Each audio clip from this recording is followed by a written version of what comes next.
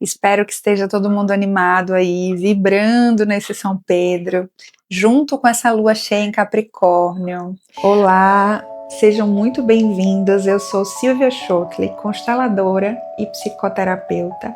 Trabalho há 20 anos com grupos de mulheres e no consultório, acolhendo e nutrindo a força de vida em todas as pessoas que chegam por aqui. E nos ritos da lua, a minha intenção é oferecer exercícios terapêuticos para que a gente possa se nutrir a cada virada de lua e enriquecer o nosso cotidiano de vida. Sejam muito bem-vindos. Olá, amadas! Como vocês estão nesse lindo junho, cheio da potência e do calor das nossas fogueiras? Espero que esteja todo mundo animado aí, vibrando nesse São Pedro, junto com essa lua cheia em Capricórnio. Ai, como eu amo Capricórnio, viu? É um signo potente, é o signo da minha filha e do meu companheiro, então não tem como não amar, né? Nessa lua cheia, eu trago para vocês, como força dos ritos de lua cheia, uma história muito poderosa. A gente vai seguir durante o segundo semestre todo, mergulhando nos eneatipos do Eneagrama. Quem não assistiu o podcast anterior, do meio de junho, volta lá, porque lá eu explico um pouquinho melhor sobre essa grande ferramenta do Eneagrama, esse estudo de autoconhecimento, onde a gente vai desenvolvendo várias habilidades para poder chegar no nosso poder, na nossa força de plenitude. E para mim o Eneagrama é um chão aí muito rico de reflexões e de aprofundamento em recursos que a gente pode trazer para a nossa alma. E hoje a gente vai mergulhar numa história que traz um pouco do Eneatipo 5. Esse eneatipo que traz um lugar mais investigativo, mais observador, mais racional. Geralmente são pessoas que trazem muito esse lugar do intelecto, da necessidade de, através do intelecto, ler o mundo. E como eu reforcei lá no primeiro podcast, tudo que eu vou falar sobre os eneatipos não é para a gente se engessar neles, mas é para a gente entender o que daquele eneatipo traz insights para a minha personalidade, traz libertações para o que eu preciso aprender diante da vida. E o Eneatipo 5, para mim, é de um ensinamento poderoso, que tem a ver com o exercício de como é que a gente lida com os campos da escassez e como é que a gente traz um lugar de confiança na prosperidade da vida. Como é que a gente não estagna nesse campo de escassez. E quantos de nós, não é mesmo, vivemos essa dinâmica de tempo em tempo ter receio da escassez, de tempo em tempo querer reter, querer guardar, né, para poder, como se isso fosse realmente uma segurança. E quando a gente aprofunda um pouquinho mais, a gente vai percebendo que, na verdade, a grande segurança da nossa vida não está no lugar de guardar coisas, guardar conhecimento, guardar experiências. Na verdade, a grande riqueza da vida está no lugar de como é que a gente compartilha tudo isso e gera comunidades, e gera uma construção de uma rede de pessoas, de afetos, de trocas. E essa história vai trazer um pouquinho dessa reflexão para a nossa alma.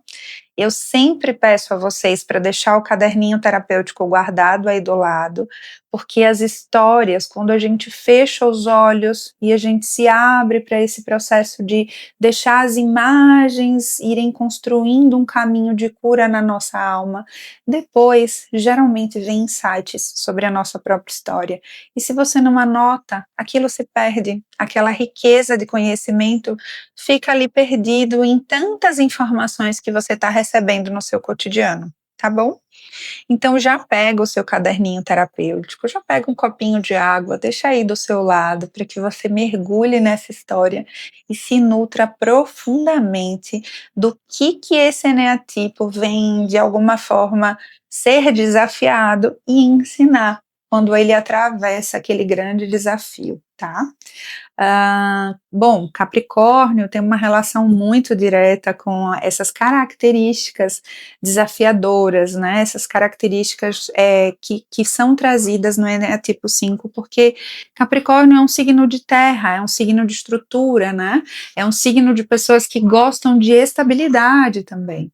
E muitas vezes na estabilidade a gente entra nesse lugar muitas vezes de escassez também, né? De ter medo de compartilhar, de ter medo de trocar.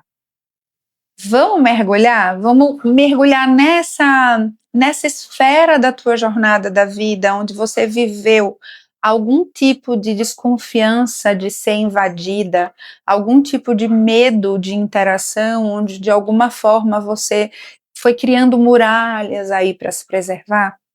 Através dessa história, tenta investigar qual foi a fase da tua vida onde de alguma forma você possa ter se colocado nesse lugar, tá? Nessa contração, nessa desconfiança, ok?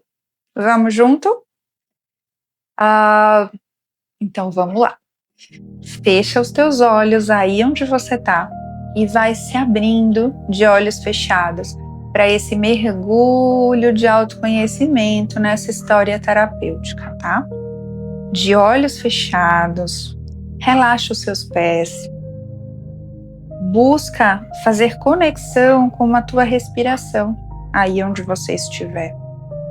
Sente pelo menos por 5 respirações que você inspira, deixa o ar abrir o teu peito, expandir, e você exala, esvaziando, parando, conectando com o que há de mais presente em si mesmo. Inspira, solta ao soltar o ar tudo que possa estar pesando os seus ombros, para que você se abra profundamente para um mergulho nessa história.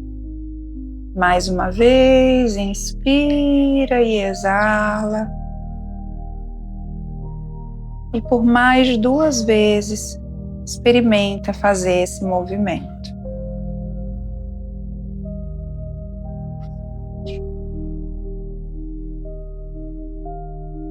De olhos fechados, a gente vai mergulhar na história de uma mulher chamada Líria. Havia uma mulher com o nome Líria que vivia em uma casa construída no alto de uma montanha. Desde pequena, ela aprendera que o mundo era um lugar muito exigente. As pessoas sempre pareciam querer algo dela. Ora seu tempo, ora sua energia, ora sua atenção, ora a sua resposta. E assim, aos poucos, Líria começou a guardar tudo que tinha. Guardava seu conhecimento em livros cuidadosamente organizados. Guardava suas emoções em gavetas que raramente abria. Guardava seus sonhos em caixas que ninguém conhecia. Com o passar dos anos, sua casa tornou-se um verdadeiro tesouro. Havia mapas, ferramentas, histórias, sabedorias e recursos para quase qualquer situação. Quanto mais ela acumulava, mais segura ela se sentia. Ou pelo menos era o que ela acreditava.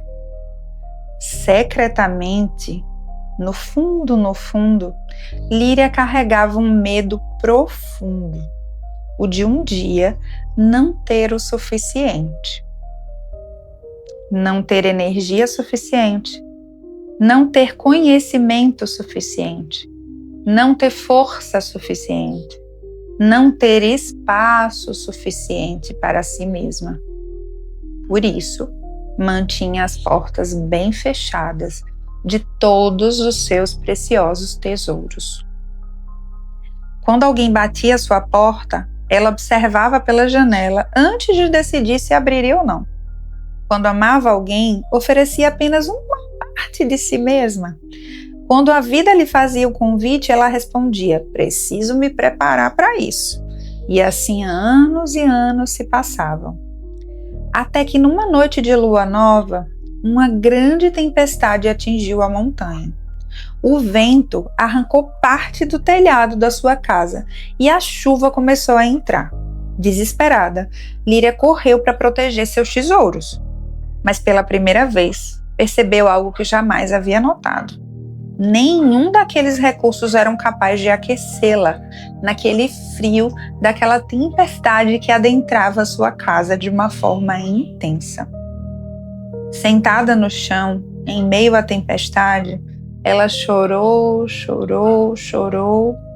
Foi então que ouviu batidas lá na sua porta. Ficou um pouco assustada, atordoada diante de tudo o que estava acontecendo.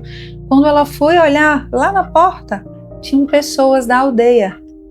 Pessoas que ela não imaginava que viessem até ela e que, na verdade, ela sempre tinha medo que aquelas mesmas pessoas a exigissem e de alguma forma, invadissem o seu espaço. Mas elas não traziam nenhum tipo de exigência ou invasão. E sim, traziam mantas, traziam uma sopa quentinha, traziam suas próprias histórias para acolher Líria naquela situação. Naquela noite, Líria descobriu algo que mudaria sua vida para sempre. Os recursos mais preciosos não estavam escondidos dentro da sua casa, estavam circulando entre aquelas pessoas.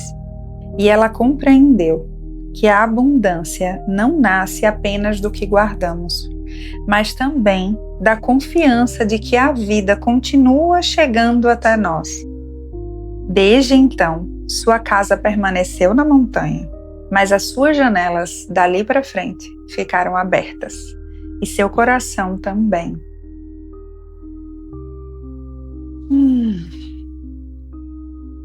Respira na alma essa história. Sente como foi para você, ainda de olhos fechados, imaginar toda essa dinâmica de uma casa cheia de tesouros, sendo invadida por uma grande tempestade. Quantas vezes você tinha algo para compartilhar, quantas vezes você tinha algo para oferecer ao outro e você escolheu esconder, guardar, reter, pelo medo de faltar. Respira nisso, respira nessa história e tenta ver se algo na tua alma já se abre para esse aprendizado que a Líria te traz. Algo na tua alma já te abre para um lugar de confiança no que a vida tem para oferecer. Muitas vezes, quando a gente percebe que na verdade é o fluir do rio que carrega toda a abundância dele e não o reter ou represar, a nossa vida ela começa a ganhar uma fluidez e uma leveza indescritíveis. Então, aos pouquinhos, vai respirando mais profundo, integrando esse aprendizado do que essa história te toca. Vai espreguiçando o teu corpo, abrindo os teus olhos. Vai voltando dessa história. E de olhos abertos, se prepara para escrever no seu caderninho terapêutico onde foi na tua história que de alguma forma você sentiu um pouquinho do que a Líria sentia na casa dela, na vida dela. E quando foi que você conseguiu de alguma forma virar essas chaves, se você já virou. E se você não virou ainda, se pergunta: o que eu estou precisando trazer de práticas, de atividades para a minha vida que me ajudam a confiar que existe uma força maior guiando a tudo e que o verdadeiro estrado de prosperidade se encontra nas nossas relações e não na individualidade e no guardar, que de alguma forma foi a grande experiência da Líria. Esse é o meu recado nessa lua cheia linda, potente, nesse São Pedro, que convida a gente a compartilhar música, a compartilhar comidas, a compartilhar histórias, e de alguma forma, com essa fogueirinha acesa, trazer esse calor de comunhão, de comunidade para o nosso cotidiano. Esse é o meu convite para você, que você descubra quem são as suas comunidades e vá compartilhar a sua riqueza, os seus tesouros, o que você tem de histórias com essa comunidade. Eu tenho certeza que o seu tesouro vai triplicar de força. Sejam muito bem-vindos aqui. Espero vocês para a próxima história, no próximo podcast, onde a gente vai mergulhar em um novo eneatipo do Eneagrama. E é muito bom poder escrever essas histórias para vocês e poder sentir a transformação delas. Vamos lá? Mergulha aí no que eu te pedi e até o próximo podcast.